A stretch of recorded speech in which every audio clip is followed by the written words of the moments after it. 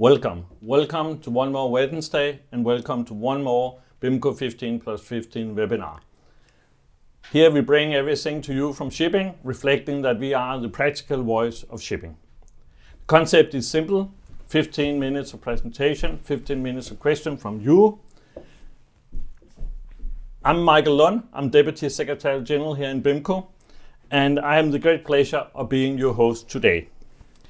Here to talk about 5 things you should know about electronic bill of lading, I have the pleasure of Grant Hunter, BIMCO's Director for Standards, Innovation and Research.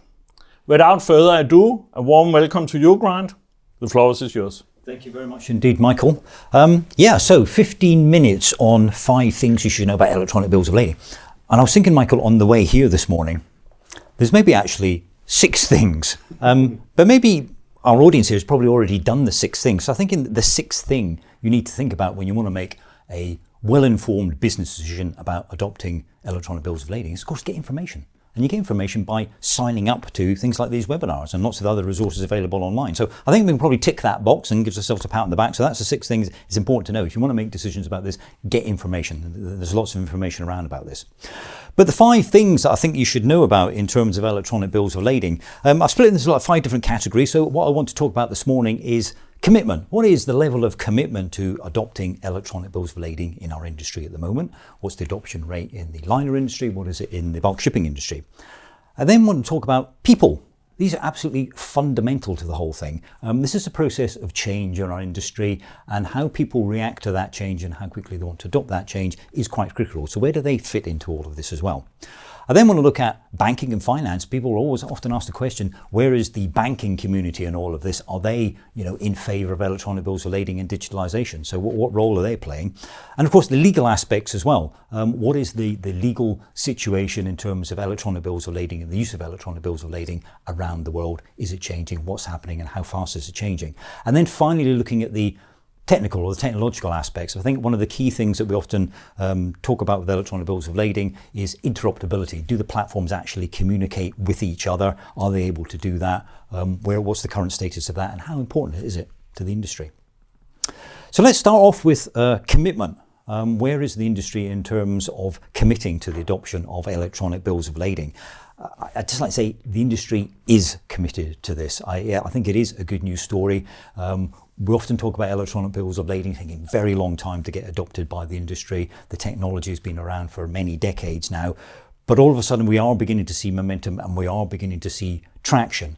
And I think fundamental to that is some of the big companies out there, some of the big liner companies making a public commitment to adopting electronic bills of lading in the industry. And we've seen through the Digital Container Shipowners Association, which is, I think, around 10 of the world's largest container operators handling around 70% of the world's containers, they have made a very public commitment to going down the route of electronic bills of lading. So what they have agreed to is that by 2030, they will have 100% adoption of electronic bills of lading. Now, it may be sometimes in our industry, people make these commitments and, 2030, 100%, 2029, they're still not quite there yet. They've got a long way to go. So they put an interim step in to make sure there is something that they can roll out over time. So by 2027, which is only just a couple of years away, I think 2.5 years away, they're looking at 50% adoption. So if you're quite good at maths, Michael, you would think, okay, 50% adoption by 2027, this is almost 2025 now, so we have 2 years to get to 50%. So 1 year from now, we'd be at 12.5%. So now we must be around the sort of 6.5%, 7% uptake level. So if we look at that, the figures in reality for the liner industry are marginally lower than that. I think we're looking at around 5% of all of the bills of lading issued in the liner industry today are electronic. So that's bills of lading and weigh bills as well. But to put this into perspective, first of all, the liner industry issues tens of millions of bills of lading and weigh bills every single year. I think something like 45 million. It's huge numbers. And that's why it's quite an attractive prospect to digitalize these things. But it takes time to change these processes. I think as well, we're only talking about 5%. It seems very low, but it's twice what it was last year. So there is a big increase here, and it's something really notable in the liner industry. There is some way to go, but it's a very positive thing to see the very public commitment from these liner companies. And other companies outside of that are also looking at that as well. Now, I always make a distinction between electronic bills of lading used in the line industry and electronic bills of lading used in the bulk industry. And it's quite simply because the value proposition for using bills of lading is very, very different. In the line industry, as I say, it's all about big numbers, huge numbers of documents that can be used electronically in the millions. So there's a costing element, there's a huge efficiency process. But when we look at the bulk shipping sector, it's a very different scenario. We're not talking about large numbers of bills of lading issued every year at all. We don't really know the exact number of bills of lading issued in the bulk sector. We estimate it's sort of around 1 million a year, maybe slightly less than that. But it's not a colossal number. So you're not going to make massive savings in cost by switching from paper to an electronic solution in the bulk shipping industry. So what is the value proposition for them? For them, we can see that on the shipper side, there's obviously the efficiencies that going digital bring with them. For the carrier side, it's a slightly different proposition, in that what we feel the electronic bill of lading brings to the carrier is a bit more certainty about the use of bills of lading in our industry. What's happening at the moment in the paper world is that a paper bill of lading is issued for a bulk shipment, and quite often that paper will simply not arrive at the discharge port. It's really, really common. It's common in the wet trades, common in the dry trades. So the ship turns up. In order to avoid a delay, the owner ends up having to accept a letter of indemnity from the charterer, the person that's shipped the goods. This creates a legal and commercial uncertainty. I don't think it's helpful to anyone at all to have to continue and perpetuate this use of letters of indemnity because of this risk element it's creating. And let's remember, as soon as you accept a letter of indemnity and deliver that cargo without the original bill of lading, it's effectively a legal misdelivery and you're putting yourself potentially outside of your P&I cover. So it's a very significant and serious thing. And what is the true value of that letter of indemnity is something we really need to question. But of course, by using electronic bills of lading, we can instantly, in most cases, make sure that the bill of lading is there at the discharge port, and therefore we lessen that reliability on letters of indemnity and that legal and commercial risk that the industry is currently working on. So we see that as quite a lever for the bulk shipping sector. And I guess as you're already sort of hearing from this, there is no single value proposition that works for everyone who's going to handle a bill of lading. It's going to mean different things to different people. So what brings value to the line industry is different from what brings value to the bulk shipping industry. In terms of commitment from the bulk shipping industry, we do have good news stories to share here. Last year, BIMCO launched the 25 by 25 campaign, which was basically to get a number of the world's largest shippers on the iron ore side to commit to moving 25% of their annual trade volume for one commodity by 2025 on electronic bills of lading. Absolutely delighted. Just this year, long before the end of the campaign date, we've already hit 25.1%. So that's a quarter of the iron ore that's being shipped out by these four companies, which is BHP, Rio Tinto, Vale and Anglo American, is already on electronic bills of lading. It's a big success story. I think it's something like 70% of the iron ore going into China is provided by these companies. So it's not the number of bills of lading, it's the volume and the value of cargoes in the bulk shipping sector that are meaningful in terms of electronic bills of lading. So there we have seen real commitment on the shipper side. And of course, the shippers don't work alone. They need that commitment balanced on the other side by the carriers. So we've had a number of the world's largest carriers also committing to this process as well. So the likes of Oldendorff and COSCO have also been very much engaged in this process. So we have commitment from the industry. We are seeing growth. And what our plans for the future are is, now that we've seen success in iron ore, is to roll it out to other commodities as well. And we're already beginning to see an interest from the industry as well. So this commitment thing is absolutely fundamental to getting the ball rolling, to making this momentum happen and really starting to see the use of electronic bills of lading expanding in our industry. The second point deals with people. People, I think, sometimes often don't get mentioned enough when we talk about digitalization and all these processes, but the fundamental to it all. I mean, this is somebody coming along who's used to working with paper. We all love paper. It's very comfortable. Here are our bills of lading on our desk. There's something nice about a piece of paper. But the fact is, this is somebody's job. This is what they do. They process a piece of paper, they process bills of lading. And maybe when you go along to them and say, well, we've got a digital solution that can do these things faster and cheaper and all this sort of thing, they're not necessarily going to be thrilled at the prospect. Maybe they're not comfortable with the technology. But we have to manage as an industry this change management process. We have to deal with people effectively. And in some ways, I think for the many years that we've been working with electronic bills of lading, we've seen a fairly slow uptake. It has been reservation on the part of many people about making this switch to something that's no longer tangible, no longer a piece of paper, but something on a screen. And so we need to change mindsets. And what we're beginning to see now is that there are more and more people who are far more comfortable working on the screen than with bits of paper. There is a new generation of people sweeping into our industry, sweeping into the banking industry as well. And if our industry, the banking industry, wants to retain the best people, you don't really want to, on day one, sit them down in front of a big pile of paper and say, there you go, can you process all them? People are used to working with screens now. I think, what do they call them, like digital natives or something? That's kind of like people. People are just, they've been brought up with screens and technology. That's how they expect to work. And so we are beginning to see a change of that. If people want to, organizations want to retain the best people, they have to make sure they've got the best equipment and the best processes and that things are modern and efficient. And so we're beginning to see that that's having an impact on it and that start of that process of change. So people, absolutely fundamental. We have to get buy-in. We have to get people on board and feeling comfortable with this technology, that it is very efficient and very reliable, and it is the way forward. It's the way to go. The third point relates to banking. Quite often asked, where is the banking community in all of this? I would say initially, if you're going back a few years, there was a bit of reluctance, a bit of conservatism on the banking side to get involved in this. And I do understand the reasons. In many ways, what the banking community saw was that there was a very small and limited use of electronic bills of lading in our industry. For them to handle electronic bills of lading using one of the various platforms available in our industry, they would have to train up staff specifically. So the staff would have to handle paper. They would also have to be trained in different computer systems that handle bills of lading. For such a tiny volume of cargo that was going through an electronic bills of lading, didn't really make a lot of sense. So they've tended to sit back a little bit and just waited to see what's happened.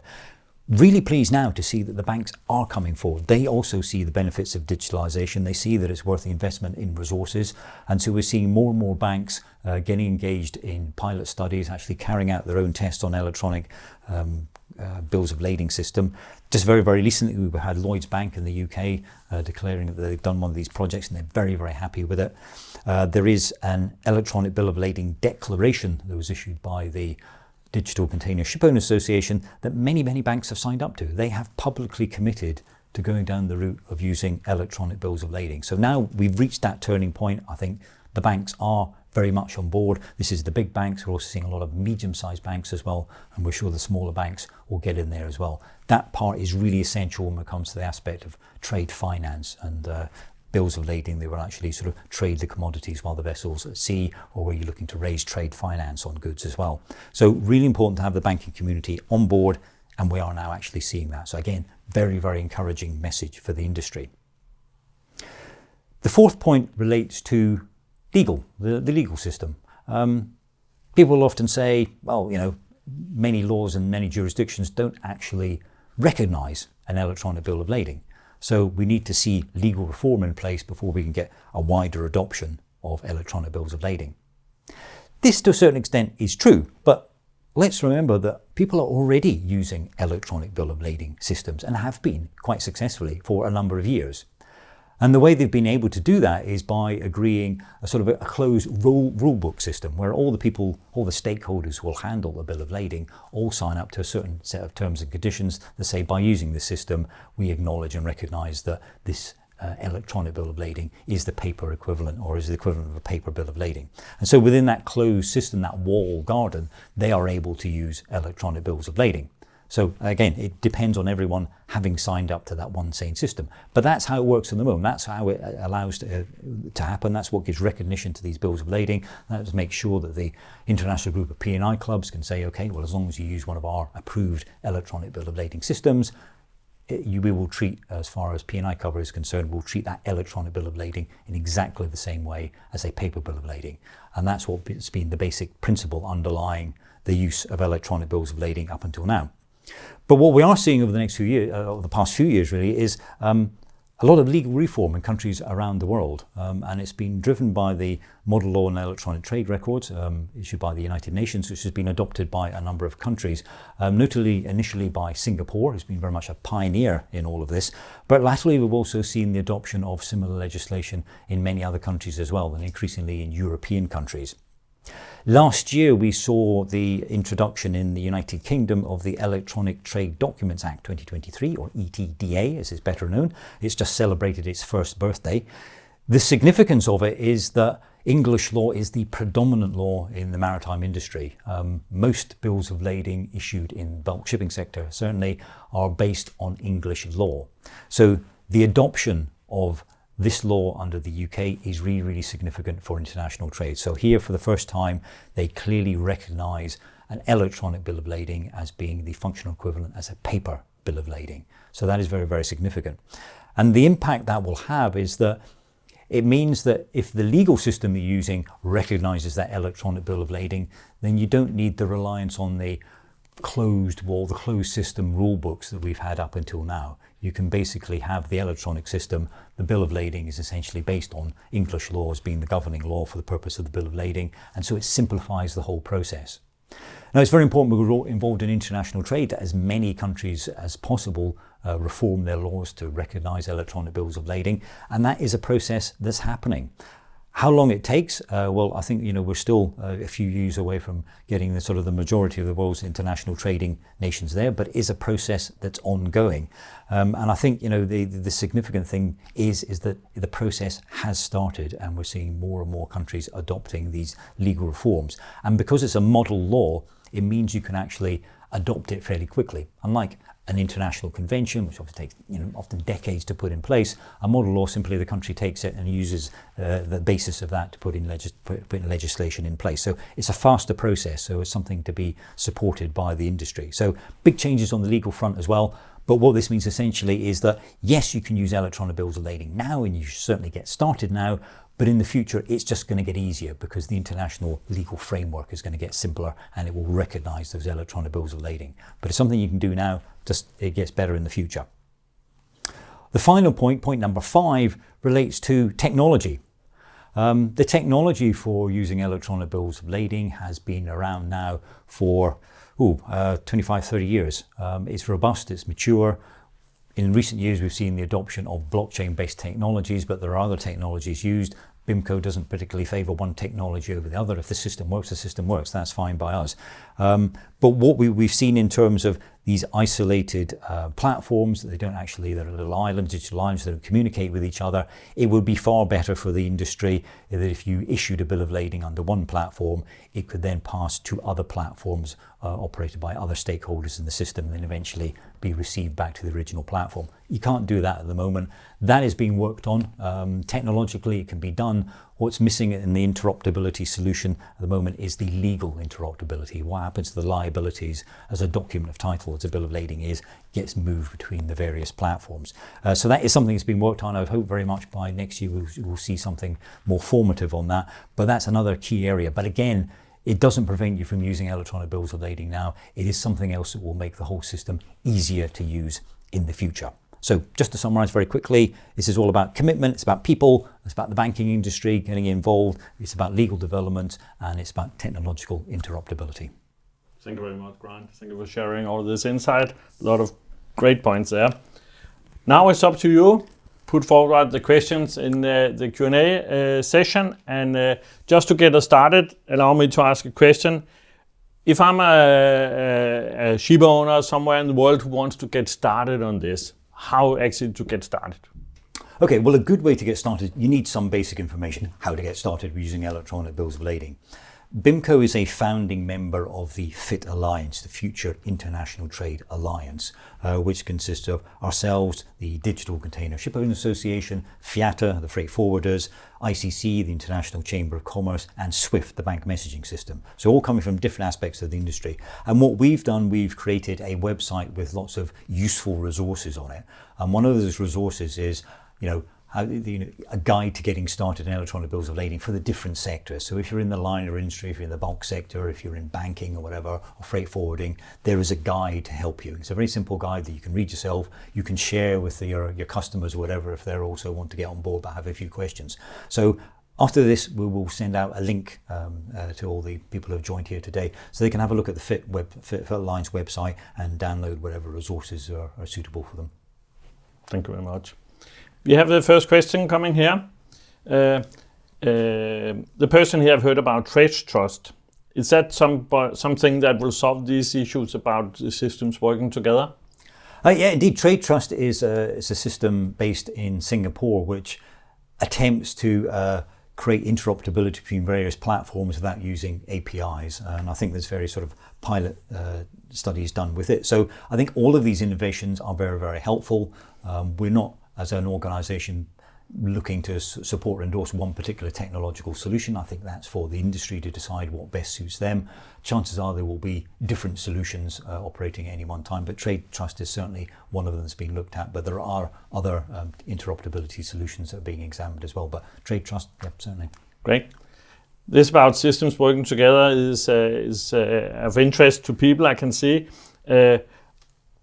What are the platforms which are legally able to operate together? When you say legally able to operate together, at the moment, if two of these platforms, these commercial platforms, want to work together, then of course they could just sign an agreement for this to do. They could just have an interoperability agreement between 2-3 of them if they want to, and maybe that's something that some of them are discussing or arranging at the moment. What will determine it legally is that agreement, and for the user there will probably be some amendment to the user agreement to allow that bill of lading to pass between platforms. So there would need to be an amendment to the user agreement that people sign up to in order for that to happen. Yeah, thank you. Then the next question is a little bit the same. BIMCO and DCSA collaborating on getting these systems to work together. Yeah. We are, and through the entire Fit Alliance, it's not just us and the DCSA, but this is a major drive for us, and certainly the DCSA is doing a lot of work on this, and our partners in the Fit Alliance, Swift, are also looking at this as well. So there's a huge amount of effort going into this to get it to work. So I say technologically it's been demonstrated it can be done. That's not the challenge. It's this legal interoperability which really needs people to sit down and pore over to make sure that works perfectly well before these things go into place. But yeah, lots of effort, and the important thing is collaboration. That's, I think, why we've seen more traction on electronic bills of lading than ever before, because all of the stakeholders were all working together. We've all got the same message for the industry. We're all keen to share that knowledge and that information and raise awareness of it. So that collaboration is really key here. Great, thank you very much. Here, kind of a question a little bit following up on that, and that is that what happens with the rest of the documents that run along with the eBLs, for instance, insurance, certificate of origin, and so on? Yeah, it's a very good question. When it comes to, we talk about electronic bills of lading like it's the only document used in international trade, and you're quite right. You asked that question there. There are lots. There's 7 or 8 other different documents that need to go with the bill of lading as well. We focus on the bill of lading simply because it's such a well-known document. Almost everyone's heard of a bill of lading, even if they don't necessarily know what it is and what it's used for. It's well known. So it's just rather than talk about a whole list of documents, we talk about the electronic bill of lading, but we recognize these systems also need to transport and handle the other documents associated with cargo movement as well. So it's just purely just to keep the message as simple as possible. We know the other documents have to be done as well. Yeah, thank you very much. Then, if an international convention is ratified and adopted into force, how would it affect the closed membership platforms in existence, like Bolero? Would they fade away, or would it exist in concurrently? It's a good question. I'm not aware that an international convention is knocking on the door. If it was, as we all know, getting conventions ratified and implemented by a sufficient number of countries is a process that takes a very, very long time. So this isn't something that's going to happen in the next few years. Technology moves forward very, very fast. And business is ultimately going to make the choice here. They're going to decide what technological solutions they want that's going to sit within this kind of legal framework, either the one they're using at the moment or the one we're seeing emerging through legal reform through Melita. So I think, we will see sort of different ways of sending an electronic bill of lading in the future, and eventually I guess we'll all just harmonise on one approach. But I think there'll always be multiple platforms. There'll always be a choice for people, like there is a choice of email systems. It's it's just the way the world works. Yeah. So. Choices are normally good for development. Absolutely, so, yes, yeah. Okay. The question is, understand that DCSA has something called the MSPAI. Is that the same thing that was mentioned? Here, and then as an add-on, have any platforms agreed to use it? Okay, yes, that is what we're talking about. That's what the DCSA is working on. And they do work together with platforms. We obviously are in communication with the platforms. There's no point in us, or the DCSA developing these things in isolation. We need to make sure it's going to get used and adopted by the platforms. The platforms are critical in this whole process. So yes, they are being engaged with, but we're just not quite there yet. Okay, thank you. And then going back to having these systems to operate together, is it a requirement for the bulk sector to achieve 100% adoption that happens? No, and I think the reality is, the bulk shipping sector is quite fragmented. Lots and lots of players, unlike the line industry. It's a very, very different sector. So, and I think, there's many sort of trades and ports that go out to that, certainly at the moment aren't very sophisticated technologically or infrastructure wise. So I would think for time to come, we're going to see two systems running in parallel. The paper versions, they aren't going to go away overnight. They're still going to be around and being used for the foreseeable future. So I think that's why we don't really sort of go after this in the bulk shipping industry 100% eBLs. It's not likely to happen. We can hope to achieve something in kind of the major trades in terms of the volume of cargo, but I don't think we could see all of the bulk shipping industry, very quickly adopting electronic bill of lading solutions, simply because of the fragmented nature of the industry. Yeah, I fully agree. We don't see that a lot in that. All right, the next one. What steps are taken to protect electronic bill of lading from being hacked or changed without permission? Okay, I love these sort of questions because it's important to focus on security, and we're always very, very conscious about cyber risk and whatnot. And yes, each of these individual platforms puts in place into stranded security. One of the things people often don't talk about is not so much the security, but the access issues. And the access issues is how do you actually get into the platform in the first place as a user. And certainly we've been aware of cases in the past, not necessarily with electronic bill of lading platforms, that people use one of these yellow post-it notes and put the username and password, stick it onto the screen there. That you're allowing somebody in. It's such an easy thing to do. However much security and encryption you put in there, if you make it too easy for you just to log in because you leave the information around or it's too easy to guess, then that's a risk. But I also think it's important to talk about, when we're talking about risk, is to compare it with the paper world.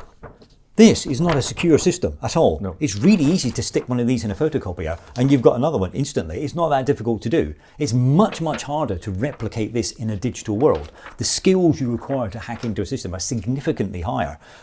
Your average 12-year-old could make a forged copy of a bill of lading. It's not a difficult thing to do. And I think the industry often underestimates the risks from using paper, the risk of fraud from using paper as well. And it certainly does exist, and we do see cases of it time and time again where people have produced fraudulent bills of lading in order to raise credit and trade finance and whatnot. It's very, very simple to do. So I think when we talk about the risks associated with electronic versus paper, risks exist in every system. I just think the paper risks are far, far higher. It's essentially in many ways a flawed system that we're working with now. Sure, it works in most cases, but the risks are far lower when using a digital one. I think they are, So I think we just need to balance that, weigh up the risk. Don't look at one system in isolation. Compare it with the paper world in terms of your risks. Yeah, great practical question here. And I have another one. Please explain the role of the vessel's captain in using eBLs of lading. Well, essentially what we're trying to do is to be the captain or the agent that's going to issue the bill of lading. So we're trying to just replicate what happens in the paper world. At this moment in time anyway, it's not the long-term objective that simply that all we're going to do with digitalization is take this piece of paper and stick it on a screen as a PDF. It's going to be a lot more sophisticated than that, then all this effort isn't really worth it. This is all about data and all about the sort of the rights and characteristics of a bill of lading. It's not simply mimicking a paper bill of lading. But in terms of the processes, then obviously we want to have something that's very similar for what a master or an agent has to do at the moment. So they would be able to sign the document on a screen when the ship's alongside, or the agent does it in their office. So it's mimicking the process that we have now as much as possible. So it's not too much of an upheaval, not too much of a change. No. Okay, we stay in this practical area. How does this affect the bill of lading being a document of title? How will an owner determine who is a lawful receiver of the cargo? Okay. Again, this is something handled by the individual systems. And again, it's down to an electronic bill of lading isn't just, as I say, just a digital version of this, a PDF copy. It has to have these characteristics. So, it has to be receipt for the goods, it has to be evidence of contract of carriage, and for the bulk shipping industry, a document of title as well, because it may well be that cargo is perhaps traded while the vessel's at sea. So you need to be sure that when you arrive at the discharge port, when the bill of lading is presented, that it's the genuine owner of that bill of lading, the person that has the rights to the title to the goods. And the system itself controls that. I mean, it's not like sending an email with an attachment. You are operating at the moment within an environment where what we're essentially doing is changing the permissions for that bill of lading. So if someone buys the cargo and therefore has title rights, then those permissions change, and you would be able to track who, wherever that cargo, that document of title is at any moment in time. Something you can't do in the paper world. This sort of audit trail and transparency simply doesn't exist, but digitalization brings all of these benefits. You'll actually be able to know what's happened to that document, where it is, who's currently got ownership of it at any moment in time. So it's a greater level of transparency and accountability that we just don't have at the moment. Thank you very much. I will take the last question before wrapping up, and we will go look at what this means for the developing countries. To encourage use of eBill of lading globally, has any effort been made to include developing countries who may not have a legislation regulating electronic documents? I think a lot of work has been done by the International Chamber of Commerce, working with developing countries, helping them and assisting them through this process of this legislative reform. And we're seeing, some of those countries now actively involved in it. But yes, there is help and assistance, and that would primarily come through the likes of the International Chamber of Commerce. But yeah, we absolutely fully recognise, this is for all countries to make these changes. And if some countries need some assistance, then assistance will be given. Great. Yes, it's important to get everybody on board here. Absolutely, yeah. Thank you very much, Grant, for sharing your deep insight on this very exciting topic. We will later today share an email with the recording of today, and it will bring you to an area on the BIMCO website where you can also see all the other BIMCO 15+15 we have made and other webinars. We will share that later today. And there will be some more information. Some of the information that Grant mentioned about where to get more information about these things will also be included. We will be back in 2 weeks' time, and on the 16th of October, 12 o'clock UTC, and there we will talk about something completely different, reflecting the MEPC going on in London right now. I will have the pleasure of Clarkson's Kenneth Tweeder, who will discuss e-fuels. Is it a sustainable pathway to zero emission or a waste of scarce energy? I think that is going to be exciting and interesting. Thank you very much for joining us today. Thank you very much. Have a great day.